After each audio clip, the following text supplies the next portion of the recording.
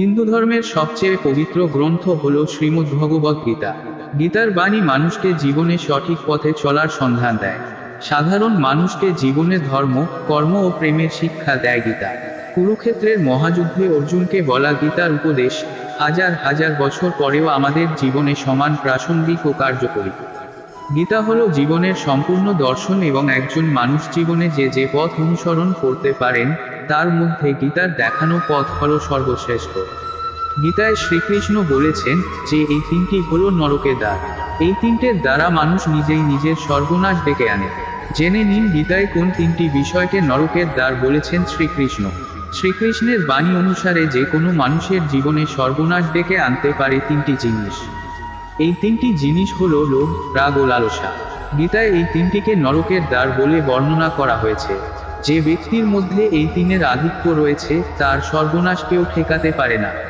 এমন যে মানুষ সর্বশ্রেষ্ঠ তাকেও সর্বনাশের তলে নিয়ে যেতে পারে এই তিনটি বৈশিষ্ট্য। গীতায় শ্রীকৃষ্ণ বলেছেন যে কোনো মানুষের কখনোই উদ্ধত হওয়া উচিত নয়। অহংকারের বশে মানুষ অনেক সময় এমন অনেক কাজ করে ফেলে যা তার নিজের জন্য সঠিক নয়। শেষ পর্যন্ত এই অহংকারই তার ধ্বংসের কারণ হয়। তাই আমাদের সবাইকে অহংকার ত্যাগ করার পরামর্শ দিয়েছেন শ্রীকৃষ্ণ। শ্রীকৃষ্ণ গীতায় বলেছেন যে পরিবর্তন এই জগতের নিত্য সত্য। শ্রীকৃষ্ণ বলেছেন যা ঘটেছে ভালোর জন্য ঘটেছে, যা ঘটছে তা ভালোর জন্য ঘটছে এবং যা ঘটবে তাও ভালোর জন্য ঘটবে। তুমি কি হারিয়েছ যে তুমি কাঁদছ? তুমি কি এনেছিলে যা তুমি হারিয়েছ? তুমি কি তৈরি করেছিলে যা ধ্বংস হয়ে গিয়েছে? তুমি যা নিয়েছ এখান থেকে নিয়েছ। তুমি যা দিয়েছ এখান থেকেই দিয়েছ। যা আজ তোমার তা গতকাল অন্য কারোর ছিল, আবার আগামীকালও অন্য কারোর হয়ে যাবে।